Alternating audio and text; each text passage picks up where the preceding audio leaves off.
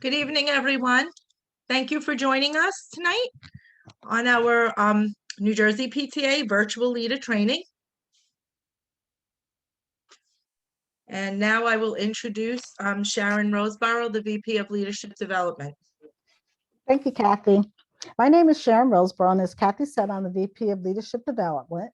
I would like to thank you for attending our virtual leader training. Before we begin, Kathy, would you like to give a warm welcome? Yes, well, like I said, hello, everyone.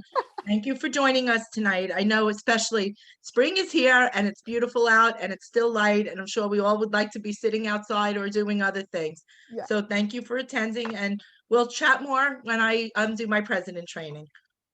Okay, thanks, Kathy. All right, let's move on. As we said, Kathy Lindenbaum is our New Jersey State President. I'd like to introduce the rest of our presenters for this evening. Next slide. Lynette Howard is our Vice President of Advocacy. Lori Palmer is our New Jersey PTA Treasurer. She's the money lady. Ginger Reinhold is our New Jersey PTA Secretary. And Stephanie Bowe is our New Jersey PTA Procedures and Bylaws State Chairman. And we have Robert Ochera. Rob is our Director of Member and Board Services. So if you ever need anything, especially if you need something right away and you call the office, Rob's the one to talk to, and he can answer anything that, all your questions. There's probably nothing that he can't answer. So if you need anything, just make sure you give the office a call. We're all volunteers with the exception of Rob, and he's in the office Monday through Friday. So if you ever need an answer quickly, just call the office directly. We just wanted to cover some exciting announcements that we have upcoming. Registration is now open, and we're so excited to announce that we have New Jersey's First Lady, Tammy Murphy, and Senator Booker as two of our guest speakers for our 2021 New Jersey PTA Virtual Convention. Our virtual convention is going to be held on Friday, May 21st through Sunday, May 23rd, and you don't even have to go outside your door. Well, you can go outside your door and enjoy it if it's a nice warm day in your backyard, but you don't have to attend in person. So hopefully, you'll have time to come out to our virtual convention. The other thing that we have coming up is our awards deadline, April 23rd. This is for our Outstanding Educator Award and for our local PTA Success Award. For our Outstanding Educator Awards, if you have an educator in your district that deserves to be recognized, please, please, please submit their names. We would love to recognize them and see what the educators are doing in the state, especially during COVID. We also are looking for local PTA Success Awards. If you guys are doing great things, we are all volunteers. Don't be afraid to pat yourself on the back and submit your success stories. You may be a winner. Next slide. We also have a local PTA leaders Facebook group. Please, please, please go on Facebook and join us today. There's a lot of ideas out there. This is an opportunity for you to network with other PTAs within the state. So please join our Facebook page. And without further ado, we're going to go ahead and start the training. And I'm going to turn this over to Lynette Howard, who will be speaking to us about why we are actually here, advocacy. Lynette? Hello, everyone. My name is Lynette Howard, and I am the Vice President of Advocacy for New Jersey PTA. And in this presentation, we will explore a brief overview of advocating in PTA. Next slide, please. Before we dive into advocating and advocacy work of this association and your role in helping to make it successful, it is important that we all understand just how central advocacy is to the mission of the association. PTA's purpose is to make every child's potential a reality by engaging and empowering families and communities to advocate for all children. As you know, PTA is a powerful voice for all children, a relevant resource for families and communities. We advocate for the well-being and the education of all children. Next slide, please. So what does being an advocate mean? And what does it mean to you and for your community? PTA takes action in many ways. You can begin by attending your school board meetings and your community events and your PTA meetings. And then if there's a topic that's of interest to you, speak up and ask questions about it. Next slide, please. So I'm sure most of you, when you joined your PTA, you probably heard about the PTA and fundraising and thought, wow, PTA is nothing more than a fundraising group, but that's furthest from the truth. I mean, I thought it was fundraising when my child started school, and I'm sure some of you did too. And right now, just because there's a parent group in your school, PTA, that's the parent group, they do fundraise, but they fundraise to bring programs and activities to your children. PTA, in the perception of it's just being a fundraising association, is definitely false. It was founded strongly by advocates in the history of impacting education policy. Did you know that work began in 1897 when a group of mothers wanted to protect the well-being of the endangered children? So you can see that PTA has been around for many, many years and advocating for advocating for many children in the public situation in schools and for all kids across the nation. For a complete history of how PTA began and the brave women in leadership that began this journey, please visit pta.org for more information. Next slide, please. So what do you think advocacy is, and what does it mean to you? Think about it for a moment. Some would say to express views or to speak out. What do you say? Next slide, please. Did you come up with any of these? As you review this list, I will share what the dictionary says. The dictionary says to advocate is to publicly support or recommend, to speak up and out about an issue, to help others understand a problem, to influence thinking for the good of others, for a social change that will improve or eliminate a problem. So of course, as you can see, other words are supporter, backer, promoter, proponent, campaigner, fighter, crusader, champion. When you think about it, PTA advocates are all champions for children. That's what we are. That's what you are. Next slide, please. Simply put, advocacy is sharing a story or an experience that your child, school, or community is dealing with and turning it into an action item or a request for a new policy, protocol, change in funding formula, or improving training opportunities. Simply anything that is going to promote the well-being of your child and other children at the school. Right now, our kids have gone through a lot with the pandemic. And as you look forward to them going back to school, you want to make sure that they attend school in a safe environment. So there might be something that you might think that you may want to advocate for, and you might start writing down a list. But then you may find in speaking up at a PTA meeting or at a board meeting, you're not the only one that feels that way. And you begin advocating for what you need so that your child can safely return to school. Next slide, please. So what has PTA accomplished? When you think about the accomplishment, you think about plenty.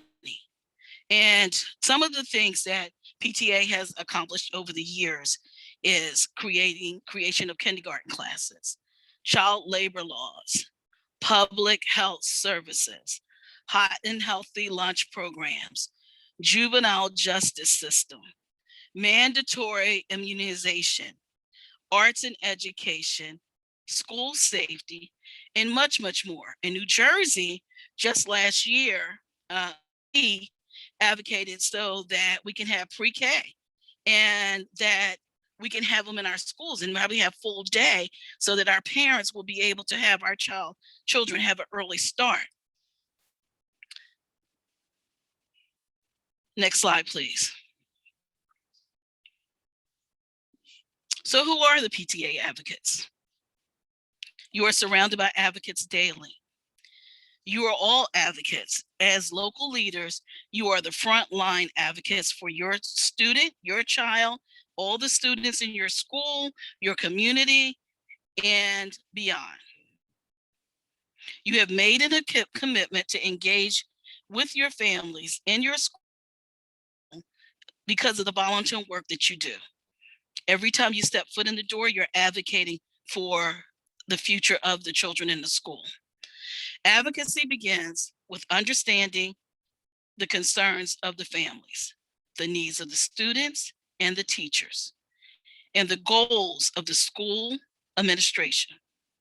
Then it continues as you build a PTA plan that aims to engage the families in your community for the solution. That's advocacy. We, at the local level, we call it grassroots advocacy. Next slide, please. What do we mean by grassroots? It's addressing the issues that the people directly affected by the problem or issues, and we take action to win a solution. We have local, state, and federal advocacy on behalf of all children. Next slide, please. Federal advocacy issues that we have, we work directly with our national PTA. New Jersey PTA has a federal legislation chair. Her name is Rosa Chera, and she brings us up-to-date federal legislation, and we share it with our community. When our governance committee works on policies, Rose brings this to us, and she's instrumental in the Take Action campaigns. You may see some emails that may come to you and ask you to take action on that directly is affected by our policy, federal policy and federal legislation. And you may also see some local news on Take Action when we want you to contact your legislators. Recently, New Jersey PTA just came back from LegCon, where your team of leaders on our state level got to meet with our local legislators. There we were able to bring issues that were directly affecting you, things like infrastructure, things like our lunch, making sure our children have breakfast and lunch. And even though children are home, making sure that we are still fighting for making sure everyone will be able to connect to their computers, be able to see their teachers, be able to receive services if it's special education, and to make sure that because our students are going back to school, we want them to have a healthy environment, that they were working on infrastructure and making sure that air filters are good and up to date. So we were fighting for you. Next slide, please. How can you become a better advocate? You can begin by attending advocacy events on the state level. Sign up for the Vote of Voice. We have e-learning courses that you can attend via pta.org. You can attend a Department of Education focus group or participate in one of their surveys. Volunteer to testify at a public hearing.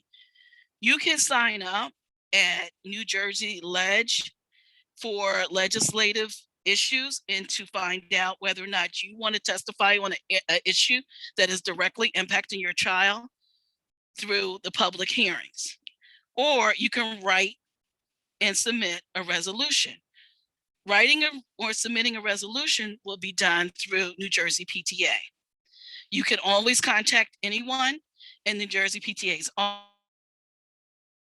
and we will definitely help you write a resolution. Next slide, please.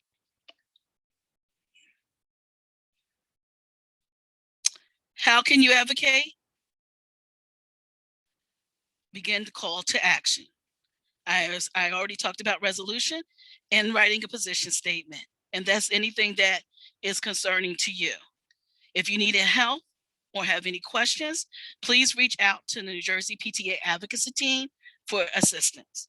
Thank you so much for your time. And our next presenter is our president, Kathy Lindenbaum. Thank you, Lynette. Great presentation. And the reason why we put advocacy first is because in PTA, advocacy should be first.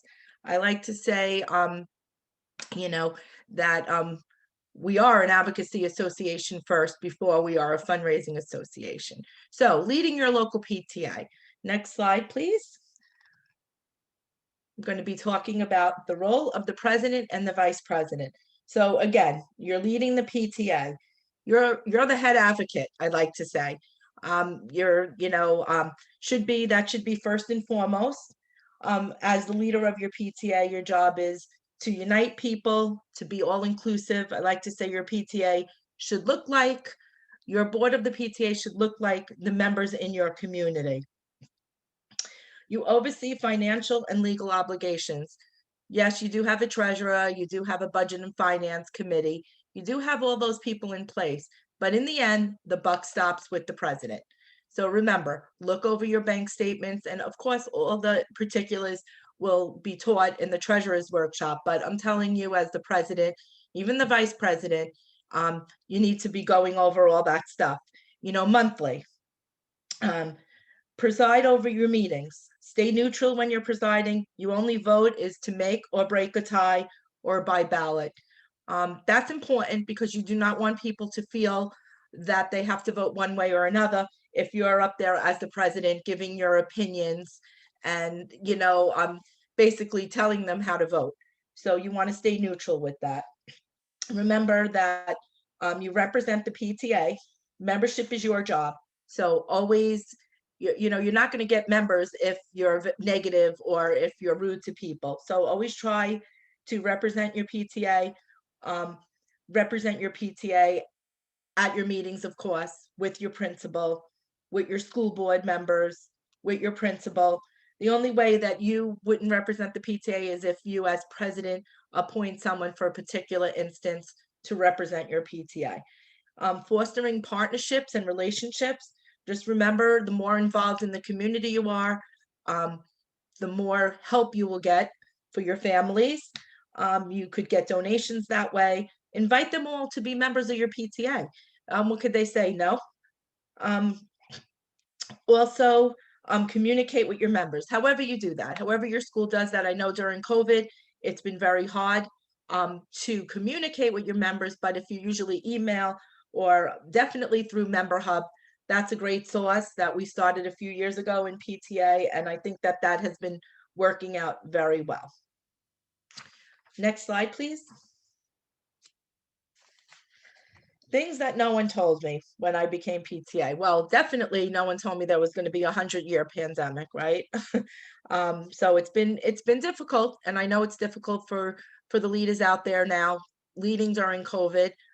There's been a lot of changes in PTA because we've had no choice. We had to change. We had to change the way we do business.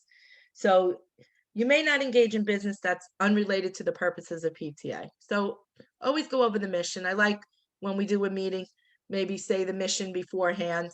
If you always go to the mission, you'll know that whether or not you can do something. If there's any of a doubt, you can reach out to the advocacy team. You can reach out to anyone on your state board to find out. You can endorse products, companies, or foundations, because I know a lot of local PTAs have foundations. You can endorse them. You can say, if someone gives you a donation, you can put them out in your newsletter. You could say, if you're going to Mike's Pizza for pizza on a Friday, please say thank you for the support of PTA, but you can't say, go to Mike's Pizza on a Friday and order your pizza because they donated to us. And again, you can accept donations. Just be careful who you accept donations from. 99.9% of donations are fine, but sometimes there's a fine line where it's a business that is just trying to, might not support the purposes of PTA and the mission. So just, when you're accepting a donation, especially if it's a really large donation, just go to your board of directors, let them know, and talk about it. Like I said, 99% of the time it's fine, but you just want to make sure that you're doing the right thing. Ensure you have diversity. Again, your PTA board, your membership, sometimes people just need to be asked to join or asked to be a committee chair, or a committee member. So it's your job to reach out to populations that otherwise don't come to your PTA meetings or don't participate in PTA. Again, parents, they want to help, a lot of them, but they just need to be asked. There's a good thing that, a lot of the local PTAs, when I was a local leader, and they do, there's a lot of retired teachers out there, a lot of retired administrators, or maybe a retired accountant that could help you do your financial review, stuff like that. Just send out a survey maybe and find out what, your parents can do. Especially now, there's a lot of people working from home, and that looks like that might be, happening for a while. So maybe someone might have a couple of extra hours a week now to give to PTA that otherwise they would not have. Not all members share the same beliefs. Some people don't know what you know. Some of it is not rocket scientists, but if you don't know it, you don't know it. So it's always good to communicate and just, and people have questions, or encourage people to ask questions. And that could really ease conflicts. Next slide, please. So great leaders, what does it take to be a great leader? You have to inspire others, to take action, to want to volunteer. And we know it's all hard. Flex your style to match a situation. Sometimes you might really feel one way, but again, not everyone has the same beliefs. So you have to take a look at yourself and say, is this something that I'm just being stubborn about, or is it something that, other people can think differently and it would still fit into the purpose of PTA? And always try to transform potential into reality. Always try to make what's best for the students and families in your school. Next slide, please. Okay, what the president should know. All aspects of PTA. Okay, so that's hard. We know it's hard, but you really have to try your best. Definitely know your bylaws, know the rules, the standing rules, try to know nonprofit rules. Again, if you have questions, we have a great resource hub on the NJPTA website. You can email us in the office, call the office. It's always better to ask than not to ask, because sometimes it's an easy answer. Sometimes it's not so easy, but at least we can guide you. By coming to training is the first step. We have convention that Sharon spoke about. That's great. Always try to know the rules. And we already talked about this. Lynette gave a great presentation on advocacy, that we're advocacy based. Begin looking for your replacement from day one on the job. So what does that really mean? It means that you should be mentoring leaders.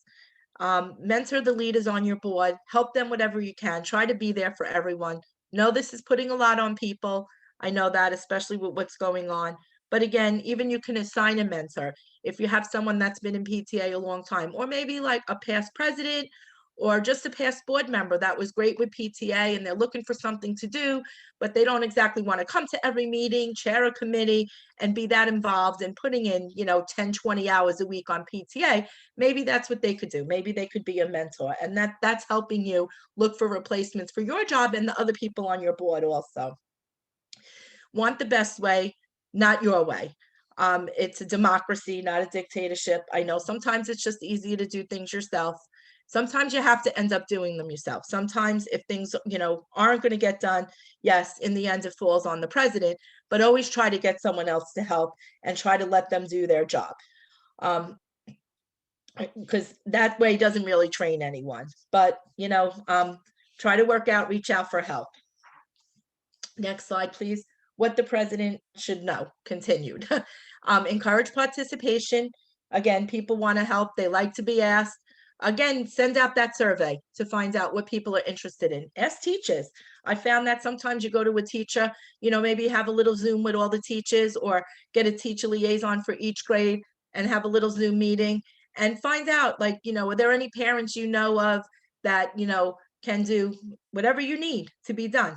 And if so, can you do like an email introduction, or ask them to join the PTA and let me know, what, they could do to help. Don't assume, again, the members know everything, because they don't. If you don't tell them, they don't know. Receive and disseminate information from the New Jersey PTA and National PTA. I know sometimes it seems like a lot. Sometimes those emails are very long, and I apologize sometimes for the e-blast we send out, but we have so much good information to send out. We want you to get it all. Something, that is very good that you can use in PTA in your emails, flag it in your email, read half of it, then go back to your flagged emails and read your stuff. Delegate jobs and ask people to help you do them.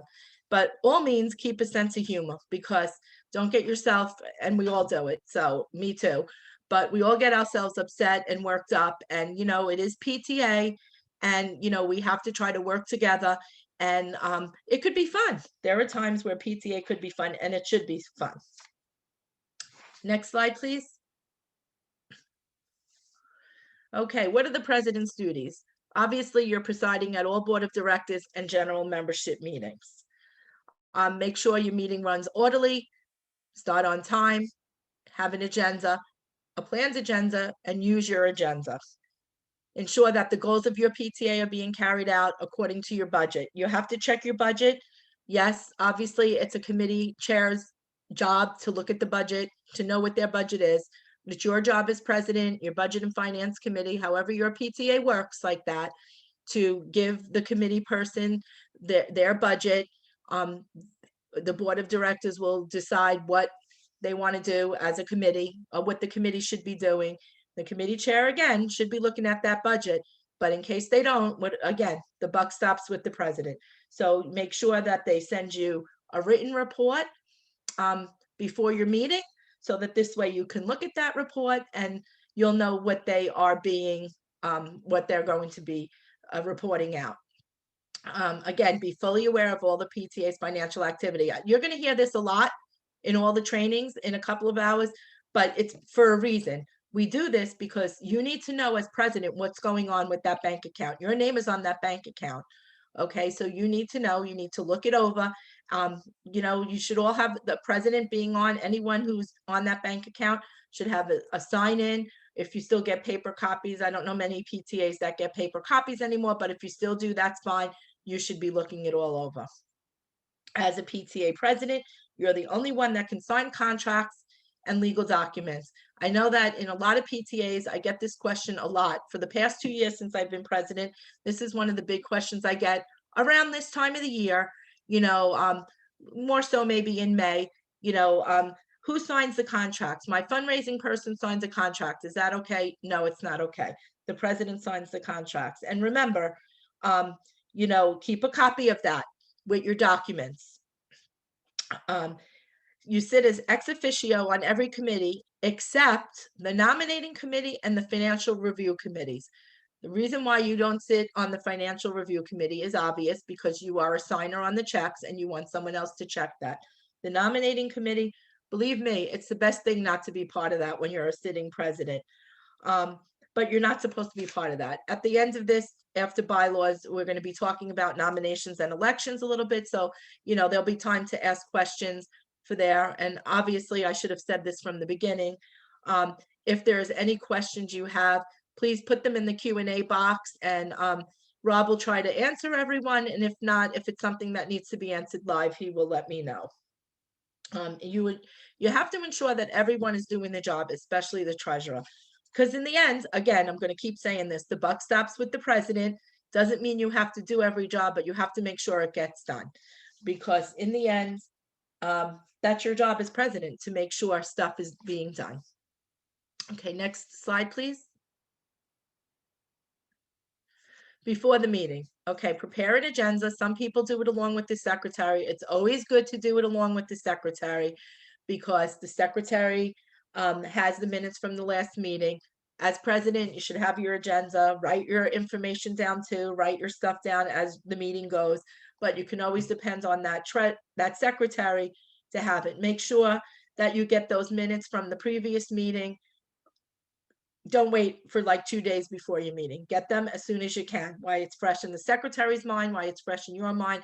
And then this way, if you have to follow up on anything, you do it beforehand. Gives you enough of time. Remind everyone who'll be reporting at the meeting, they should be prepared. I know on the state level, we ask for reports about 2 weeks before. I go through them as president just to see if there's anything I have to follow up. So that's always a good thing. You don't want to embarrass anyone also if you're expecting them to report at a meeting and they don't know it. Because in the end, it just looks like miscommunication, and that's not good. It's not good for the members to see that. We talked about minutes already. Remind the treasurer to have the treasurer's report prepared. People like to see it in writing. Don't have the treasurer just sit there and read everything. You have to have it in writing. It doesn't mean that you have to hand everyone a copy, especially now we're virtual. Try to get it on the screen or put it somewhere so that they can see in writing what it is. And gather everything you need before and be prepared. That's the most important thing I could say.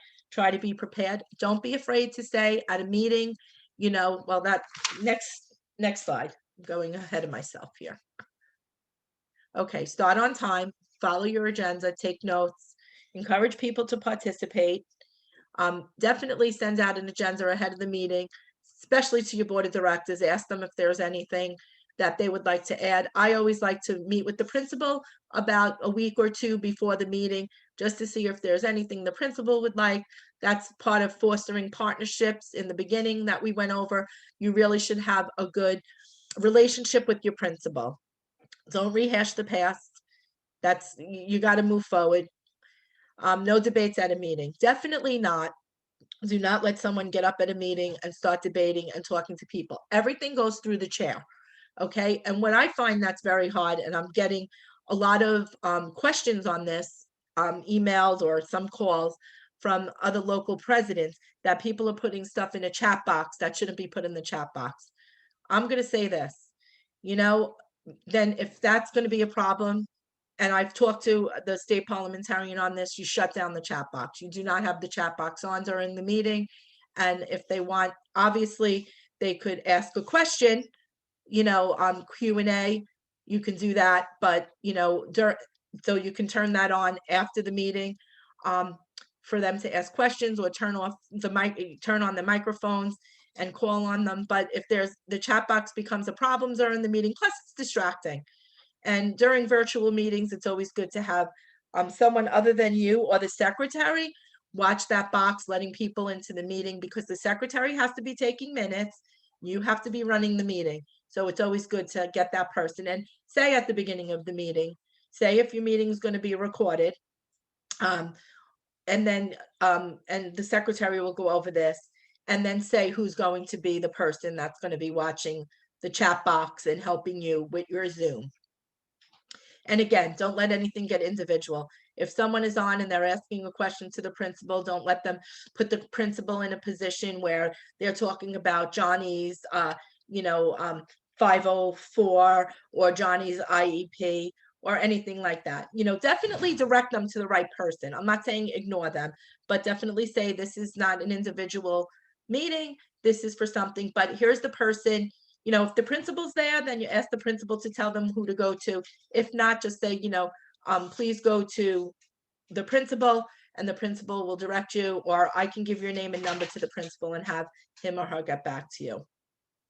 When you're voting, just make sure people know what they're voting for. If they're voting to buy a black pencil, and the vote is yes to buying the pencil, then tell them that. If you vote yes, we're buying the pencil. If you vote no, we're not buying the pencil. Because sometimes people get confused and mixed up, and this way, especially when because you're supposed to make your motion, and then you have a second, and then that's when you start talking about the motion.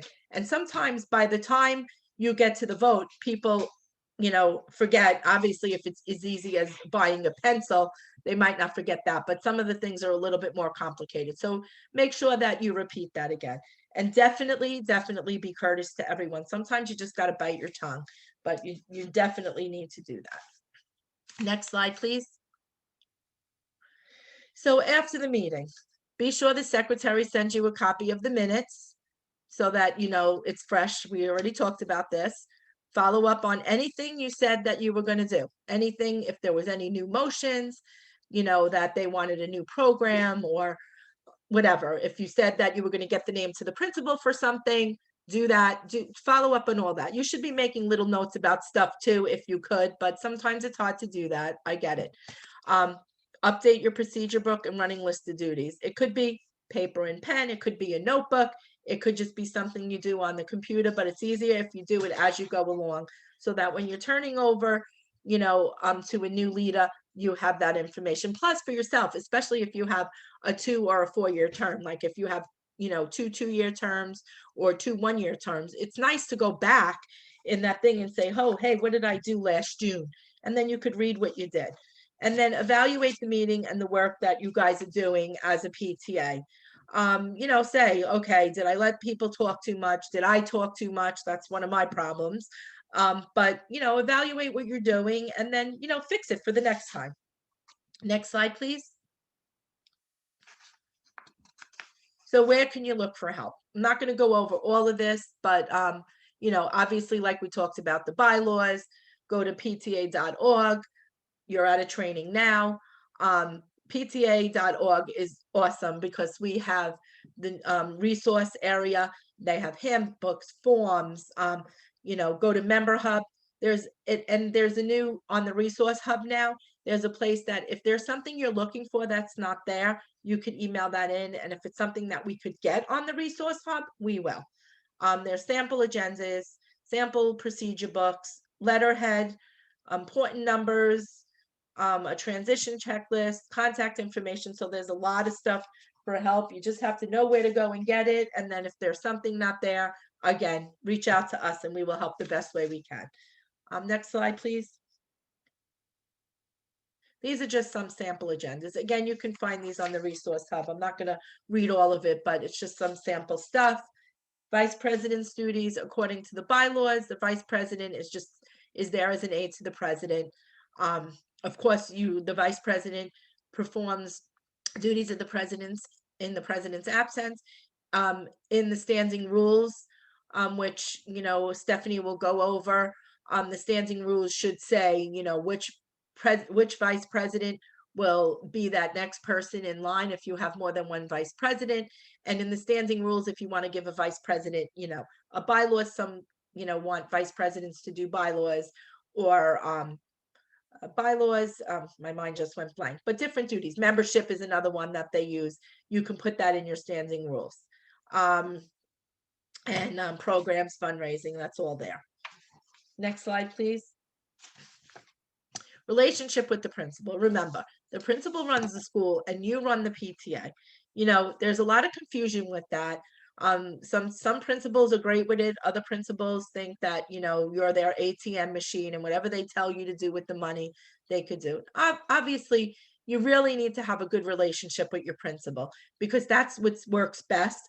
And that works best for your families and the students in the school. You should meet early and often, again, once a month meeting, even if it's a quick phone call, just to catch up, see what's going on. And also, this is very important. Whatever the principal says to you, if they say it's confidential, you should assume everything you talk to the principal about is confidential. You should assume that. And if there's something that you think that you want to share with someone on your board or with your members, then you should ask the principal then. So don't assume that the principal will tell you if it's confidential. You assume everything is confidential. And if you want to share something, then you ask the principal, because that's the worst. If you really want to have a bad relationship with the principal, do something, say something that was said in your conversation, and you'll see that that won't go well if it was supposed to stay confidential. So a principal or the designee, this is another question we get all the time, serves as a member of your board of directors. Okay, so the principal could say a teacher or a vice principal. Hopefully it's either the principal or a vice principal or someone else in charge, because then you can always still have a teacher liaison. But it's always good to have someone that that could be decision making at your board, on your board, so that they can help you say, yes, we could do this, we can't do this. Find out what approval you need from the principal and set an example for the volunteers by, keeping things confidential and having a good relationship with the principal. Don't meet with the principal, even if you keep things confidential, and then talk about what a jerk the principal is, because that will get back to the principal, and then that's not good. Next slide, please. Social media. Okay, so this is another biggie lately, especially during COVID. So you have to be relevant when you're posting stuff, factual, respectful. You have to avoid abusive language, offensive threats, hate speeches. Um, don't be sarcastic, because sometimes people take that the wrong way. When you're posting, say I'm the president or vice president or whatever member from the PTA it is, make sure you don't put telephone numbers on there, addresses on there, nothing personal for you or anyone else. If you're going to be posting pictures of events or pictures of volunteers, make sure you get a sign off of that, because that's important. You don't want to be in trouble for anything. Think about what you write. Um, Honestly, I wholeheartedly, suggest that you just use this for informational reasons only. If your PTA events, please join the PTA, stuff like that. Food pickup during COVID, if school information, we're going back to hybrid or we're going all remote. Watch what you say about that too, because we had a PTA that I got a call from a principal a couple weeks ago that said, well, we're going all remote for Mrs. whatever's class, I won't say the name, and because someone tested positive for COVID. Okay, that really wasn't very good. Those people got their calls. So just be very careful what you're posting, because there really are no written rules for this stuff, and that's why it's dangerous. And I see, Nicole, you asked if there's a sample of standing rules available. That will be coming out shortly. I believe Stephanie will say that. I believe we're going to be sending that out sometime next week. We're going to be doing a little town hall type of webinar that will be on our website, and we'll do a couple live ones so you can ask questions, because we will be and she'll talk about what we're going to be doing, what we're going to be voting on during convention. Okay, next slide, please. Standards of affiliation checklist. So all PTAs have standards of affiliation. The state PTA has standards of affiliation with national, and we have to do certain things to keep compliant, and that keeps you guys compliant with the IRS and nonprofit laws, because if we're not compliant, then we all lose our nonprofit status. So, we've been very, you need to stay in compliance. So this is a checklist. Stuff that we don't put on here that you also need to be compliant in order to vote at our convention. So just remember that with a convention coming up, you don't need to be compliant to come and get all the great information. But if you want to vote, and we have a lot of stuff to vote on this year, you need to be compliant. So here's numbers next slide, 1 to 3 will be covered under finances, 9 to 10 will be covered under bylaws. So I will go over 4. So you're doing your mandatory PTA training on number 5, election of offices, your annual report of offices. So you have to go to Member Hub to fill that out. Hopefully, you all have done that already for this year. If not, please definitely, when you get off of this, go into Member Hub and put in your offices, and this way, and fill out your report for us. Elections, again, like I said, Stephanie will be going over that at the end. The budget has to be adopted by your general members, at your first general meeting in the beginning of the school year. So hopefully you all did that. If you didn't, go adopt your budget at the general meeting in the beginning, you need to do that. So obviously there's not a lot of months left of the school year. There's 3 months, but I would, take that to the general members and, just vote on what you've done, so far. And you didn't know, if you didn't know, to vote on it, but you need to vote on it. Make sure your payment of dues, make sure your members are in Member Hub and that you pay your membership dues. That's due on the 15th of the month.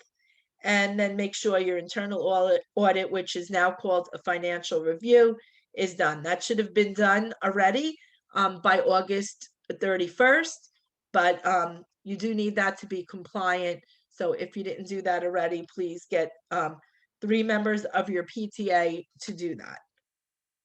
And next slide, please. So we are talking about transitions. So this is important for the future of your PTA. You have to get people interested. Again, we'll go back to be inviting, be inclusive, try to make it fun. It could be fun. I met some of my best friends in PTA a long time ago. Obviously, I've been involved in PTA for a long time. As you can see, I'm old. And I have some of my best friends that I met. I met the state secretary 30 years ago. Oh God, that's a long time. And we've been friends for 30 years and we met in PTA. So follow your nominating and election procedures. It's on the handbook. But again, we're going to talk a little bit about it at the end. It's very important to do that correctly. Try not to recycle your offices. It makes it seem like you don't need people. People see the same faces and they're like, okay, they got it handled. They don't need me. And you do need new people, because then what happens is, if you have the same offices being recycled, at one point they're done with PTA because they've moved on, their lives have changed, kids are married or kids are grown up and they just have other things to do. So you want to make sure it stays inclusive. Just because you're not an officer, it doesn't mean you can't stay involved in PTA. If your PTA is all inclusive and you start out by making it all inclusive, believe me, they need volunteers. They'll ask you to do something. Next slide, please. You have to make sure that everyone passes on their procedure books or however they're doing that. It's PTA property. It doesn't belong to the individual. So just remember that. Keep a running list of everything you did. It's just very helpful for the new president. You should definitely have an orientation meeting with the outgoing and the incoming offices. Maybe you might need more than 1 or 2, but it's always very good idea. And, let people know that they have to come to training. You don't have to be an officer to come to training. You can invite members who are interested. If you know a couple people who are interested in the future of becoming an officer or being more involved in PTA, invite them. So that's all I have.